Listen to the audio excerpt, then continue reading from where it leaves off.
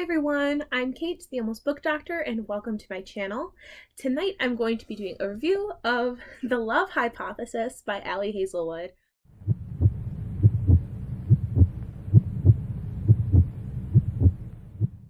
I was very skeptical at first because there's so much hype around this book, but I was worn down by friends who loved it, and of course I am a sucker for sciencey things. And this is a story that takes place between two researchers in biomedical research at Stanford University, and it was just so cute. It tickled all of the cute bubbles that I was looking for. It was like eating candy in book form. Like, I don't know how else to explain it. It was just so much fun and sweet and easy to read. Okay, metrics. So first of all, I gave this 5 stars on Goodreads. I originally was going to only give it 4.5, and then I realized the only reason why I wasn't giving it 5 is because in my head I was thinking, oh, it's romance, it's not as good as blah blah blah. And then I realized that was really stupid reason to not give it 5 stars, because I enjoyed it just as much as every other 5-star book. So for all of you people out there who feel guilty about giving really high ratings to romance books or fluff books, as I would call them, your ratings are your ratings. It doesn't matter. Maybe I want a different scale for like hardcore science fiction fantasy or like classic literature. I don't think it all is like the same, but for romance books, this is definitely 5-star for me. There's a little bit of a ramble, but I just kind of came to the realization that sometimes I can be a little over analytical when it comes to giving books ratings, because I try to keep everything on a one scale, and it just doesn't work that way because different types of books are supposed to be different things. So I loved it, and the prose is really easy to read. I think that it's just like you can gobble it up. It's almost like watching like a romantic comedy movie. It's just that simple and that easy to get through. Okay, story time. I will break down, very minimal, the plot of the story. So we have Olive and Adam. Those are our two main characters. Those are our romantic interests. Olive is a PhD candidate at Stanford University, and Adam is an adjunct professor. He is working full-time. He already has his PhD. He does research. It's very I don't really know exactly what he does. It has to do with computational analytics and biology.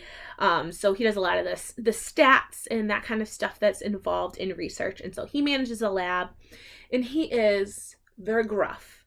He is very straightforward and mean. Everyone in the department is afraid of Adam because he pulls no punches. He has no problem with telling you that there's something wrong with your study, or that there is no value to the data that you've collected, or that you need to redo your parameters because what you've collected isn't going to give you what you're looking for. Like, he is harsh, and people are afraid and scared of him. They do not like this man. He's kind of aloof and a little misunderstood, of course, as per most, romantic male protagonists. And so Olive, on the other hand, is like plucky heroine. She is really driven to work on her PhD topic, and she is doing research into pancreatic cancer, basically trying to find a new way to alert people of possible pancreatic cancer before it's so bad that it can't be treated. And so one of the things that I especially loved about this book, because of the science aspect of it, is how she shed light on this actual real problem that exists. And pancreatic cancer screenings are non-existent because there is no way to screen for pancreatic cancer, because you have two different parts of your pancreas. You have the exocrine pancreas and you have the endocrine pancreas. And wow, those are tongue twisters. Blur. I will write them over here. And the exocrine is what is going to give all of your like digestive enzymes and stuff that get dumped into your duodenum and start breaking down all the food you eat. And then the endocrine pancreas is what makes insulin and glucagon and those hormones that require to keep your body in balance. And so the pancreas is a super, super important organ. It's one of my favorite organs. Well, it's not my very favorite, it's my second favorite, but I really love the pancreas because it's so cool. but it's hidden. It's tucked back away inside the like cavern that's created for it by your internal organs and your cavity. So it's hard to get at it. And it's also hard to notice if there's any sort of masses growing on it because you can't palpate it. You can't touch it. You can't feel it through your skin. And so most pancreatic cancers are not caught until you're stage 3, stage 4, and you have metastasis or metastases, you might have heard it called, where you get parts of that cancer breaking off, migrating around your body, and you get tumors in other places. And so oftentimes when you've hit stage 4 cancer, you have it in multiple areas of your body, and that's when you can be considered to have terminal cancer. This little medical lesson for you today. So pancreatic cancer is really dangerous because you just don't know that it's happening. There are very few exceptions to that, where if you have like a tumor that's pumping out hormones, you might find it earlier. But most of the time, people don't catch pancreatic cancer. And our main character, her mother died of pancreatic cancer. You find that out really early. This is not a spoiler. And so her goal is to find a way to be able to recognize when someone has pancreatic cancer earlier.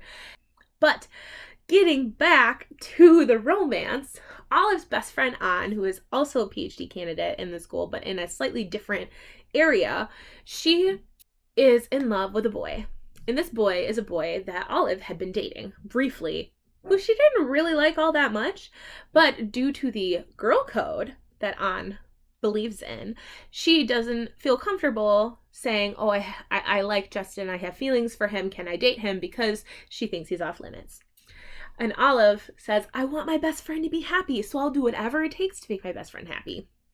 And what that involves is kissing a random stranger where Anne can see her so she can see that she has moved on. And who else would that stranger possibly be? Who could he possibly be? Oh, maybe Adam, the gruff and aloof and slightly scary professor. And so thankfully there's no like weird like power dynamic thing going on here. It could have been weird in that way, but she didn't do that, and I really liked that. I was so thankful that it wasn't some weird power dynamic where like that's so common, especially in like erotic fiction right now, which I don't really read erotic fiction because I kind of think that's weird, but that's my personal opinion. I know a lot of people are into that, and as long as that's what you're into, cool. It's just not my cup of tea. But she kisses Adam in the middle of the hallway, and then she's like, oh crap, I didn't even realize it was you. Oh no. And like runs away.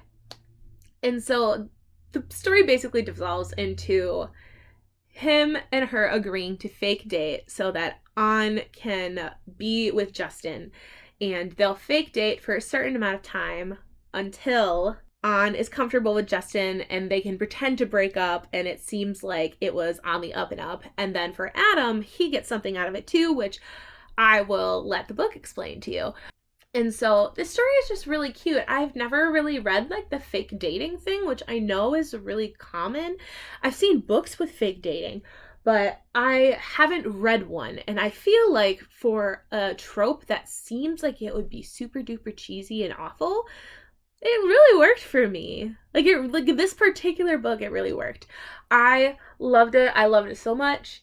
I thought that the romantic moments in the story really worked for me, and I thought that there was a payoff at the end. There's also this little cute overarching story that I can't talk about until you've read the book, because then it'll ruin what happens. And there's a little bit of like the miscommunication trope going on, and you just want to take one face and you want to take the other face and you want to just like push them together and tell them to kiss and shut up and stop being stupid. But it just, it's so good. I probably sound very incoherent right now. This is why I don't review romance books, because they just make me all gooey inside and I don't really know how to talk about them. But the characters. Olive, I loved Olive. She was bubbly, she was smart, she was cute, she was able to play really well off of Adam. She has this tenacity that she's fighting for what she believes in because she has a reason. And in the very beginning of the story, someone asks her, why do you want to get your PhD? And she gives like a canned reason, like, oh, because I want to help people, blah, blah, blah, blah. And I think that there's a hole in this research, yada, yada, yada. And that is like, they ask you of that. They ask you that in medical school. They ask you of that for any sort of science. Oh my God, I'm so sorry. So they ask you that in almost every science field when you apply to a program. Like, why do you want to do this? And it's really hard to figure out exactly how you want to answer that. Being honest, but also letting people hear what they want to hear, what they expect to hear from an answer like that. And when she's asked this and she's finally pushed, she finally says the truth. And that was, I have a question that I want to ask that I need to know the answer, and I'm afraid no one else is going to ask it and no one else is going to find out because something happened to someone that she loved. And that is some of the most important reasons for going into science. Oh, I like science, I want to know how things work, I want to help people. Those are all great reasons, but there's always something beyond that. There's always something beneath the surface, a reason why people do something. And I know there are people out there who would say that I'm wrong and that there isn't always some deeper reason, but I guarantee to you there is. You just might not have figured out what your reason is. And so I loved that Ali Hazelwood like brought that concept in and like showed that portion. It probably didn't really mean that much to a lot of other people, but to me, as someone who has sat there in front of a computer and had to figure out exactly how I wanted to answer that question, like, it was very meaningful to me to see that in a story like this. They discuss, feminism and sexual harassment in STEM, which I don't want to talk about very much in the non-spoiler section, so I will talk about it in the spoiler part.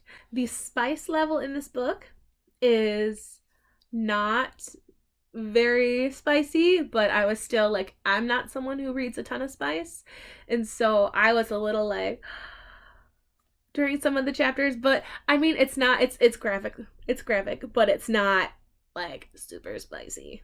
Most people who are watching this are probably like, wow, you don't really know what spicy is, and I guarantee you, no, I probably don't in literature. So yeah, just be warned that there is spice along with the love and the cutesy and the fluff in this book.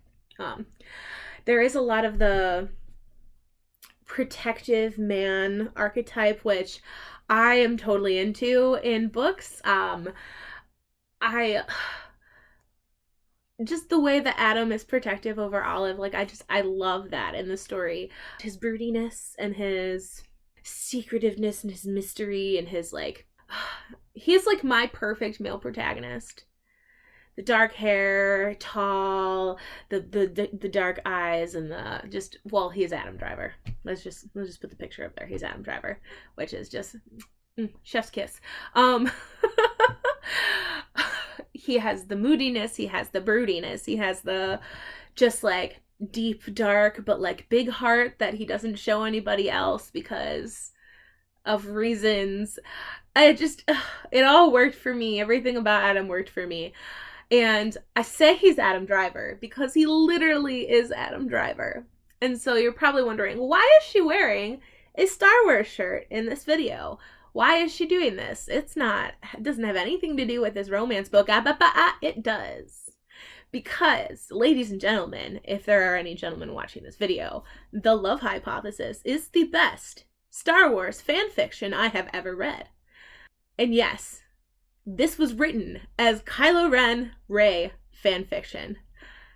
And it reads like it. I love it so much. I don't even care that it was fan fiction. Like, it just, I love it. I love it so much. You can see Rey and Olive. You can see Kylo Ren and Adam. Like, look at them. She's got the butt. She even looks like her. Like, come on. It's just, And Adam's countenance, like, everything about him is the tall, wide, big, like, Adam Driver, serious, like, Ben Solo with the dark heart and the overwhelming emotions that he doesn't know how to put into words kind of thing. And then we have Olive over here, who's Rey, who's like, I'm an orphan, which she is in the book. And she's plucky and she wants to like figure out this quest thing that she's on, and it's not to find her family, but it's to find this a way to help people not die the way that her mother did. And like, it's just their mannerisms are very similar, and he's very protective over her, like Kylo Ren is. And I just love it so much. And thankfully, this book has the ending that I wish we had have gotten in The Rise of Skywalker. I'm a huge Star Wars fan, but, and I'm gonna get so much flack for that. I'm gonna get so much crap for this. I love the sequel trilogy, okay? Like, I know it's not the best, but nothing about Star Wars is like A+ cinema. And if you think it is, you're wrong, okay? Like, it's supposed to be campy. It's supposed to be cheesy. It's not supposed to be super serious, which makes it great material for romance books. There should be more. I would like you, Ali Hazelwood, to write me a Han Solo Leia story. Give Luke a girlfriend, for God's sake. Like, I want more romance. I need it. But not Anakin and Padme, because that would be awful. But, The Last Jedi is my favorite of the sequel trilogy. It's my second favorite of all the Star Wars movies. Come at me, I will defend myself. Because I love the romantic tension and the feeling each other across the galaxy, and all the glances, and that's all like, oh, it's so good. I do sound incoherent right now. Guys, you gotta tell me if I should not ever review romance books again, because I just completely lose my ability to speak, because it's just big gooey mess. Anyway, I love this book, and now I'm just gonna talk a little tiny bit about spoilers, because I have to gush about this. Guys. At the end, when he confronts Tom in the restaurant and like throws him against the wall and is like, if you touch her, I will kill you.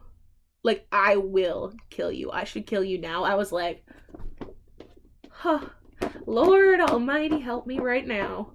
Like, I would not want someone like that in real life. Like, I don't want a guy in my real life to treat me like that, or to be like, I'm gonna kill you if you touch my girl. Like, that's a little too aggressive for me.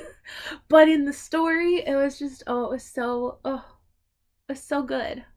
I forgot to mention the side characters. I loved An and Malcolm. They're so cute. There has to be a gay best friend. They didn't get as fleshed out as, I would have liked a side character to be, but I think because it is a romance novel and it's a standalone and whatnot, they didn't really have to be super fleshed out. It's not like there's going to be 7 books in this series and you need to follow all the side characters' places. Like, I'm so used to reading like science fiction and fantasy that I'm just, sometimes my brain is like, what? I thought on pushing Olive to do all these things was really funny, because she was so, like, Olive cared so much about her friend's happiness, but An cared so much about Olive's as well. And she cared so much that she was willing to sacrifice her happiness, and Olive cared so much that she was willing to sacrifice her happiness. And so, like, the miscommunication trope went almost both ways. There's miscommunication between the lovers in the story and between the friends. And it's just like, guys, come on, just talk. I really loved the commentary and the talk about sexual harassment in STEM fields in this book. And I couldn't really talk about it in the first part because, it's like the big thing that happens at the end of the book, and I don't want to ruin it. Tom is such an asshole. I hated him. I had like kind of weird feelings about him from the beginning. But man, he's such a skeeve to say, The worst part was when I read this, I wasn't surprised because I know that it happens in real life, which is so sad. And it's always that way. People always assume that women are going to use their sexuality as a way to advance their careers, and they never expect men to do it because women are not the ones in power most of the time. And so women are the ones who have to use their feminine wiles and stuff to make it up the ladder, because God forbid they be good enough by their own merit. I love that they showed how much consequences there are when someone acts like that in academia, and also how reticent it can, like, a person can be to talk about it, because it is something that could get you blacklisted in labs. If your reputation is ruined, if you even have like the mere question of whether or not you slept with someone to get into a lab or to get a publication or whatever, like, your reputation is tarnished, and that means something in the scientific community. You have to have a certain amount of weight behind your name. And so it can be, dangerous in that way to say something too. It's just like any other sexual harassment in the world. Like, women and men too, but people are not likely to talk about sexual harassment or to admit to being sexually harassed, because not only is it less likely that they're going to get believed, but it's more likely that people are going to blame them and say, well, did you do something to deserve it? And so in this story, I'm really glad that we saw Olive move from having that happen to her breakdown and how it just fueled all of her imposter syndrome, and then move into this, like, I can't say anything because I'm protecting Adam from it, to realizing that she has to say something. And I'm glad that her friends were there to tell her, like, no, you can't keep this a secret anymore, Olive. Like, it doesn't matter. And he would want to know, because she could have easily just kept it to herself, and then Tom could have gone on and done all of his shit, done all the stuff that he wanted to do. And it's such bullcrap when people get away with stuff like that. And this is why I love the secondary characters, because they pushed our main character, they pushed Olive to do the thing she was afraid of. And that's when we get the hot, sexy scene at the end where Adam throws Tom against the wall, and the way that he, like, doesn't care about anyone else and stares at her, and the deep, burning, emotional feelings, is all that goes back to the Star Wars thing where, in The Last Jedi, when you see Rey and Kylo Ren looking at each other through their mind connection through the Force, and it's just like, yes, you are in love, and I see it. Oh, it's ridiculous. Some of the parts were silly, like when he pushed the car all by himself because he's just so muscular, and when she had to rub all the sunscreen on him because he was all pale and stuff, and An was like, oh look, whoops, I put too much sunscreen in your hand, whatever are you gonna do? Yes, some of it was a little cheesy, but I loved it anyway. And I think that is the moral end of this video, is that I adored this story because it was cute. It brought to light some important stuff in the scientific community, like sexual harassment and feminism in STEM and pancreatic cancer screening, which I will put a link in the description box if you feel so inclined to donate to any of the pancreatic cancer research foundations. I will put that down there. I hope you enjoyed this video. I can't wait for her next book to come out. I know she did another one, and it has to do with like NASA and stuff, and so that's gonna be so good. It's gonna be so great. If it's more Star Wars fan fiction, I will be the happiest person ever. She started with a good thing, so just keep rolling with it, Ali Hazelwood. Just do it. Do it. Come on. Do it. Do it. Use the Force. Thanks for watching this video. I'm giddy with happiness because of how adorable this book was. And so, yeah, if you like romance, then you should read this book.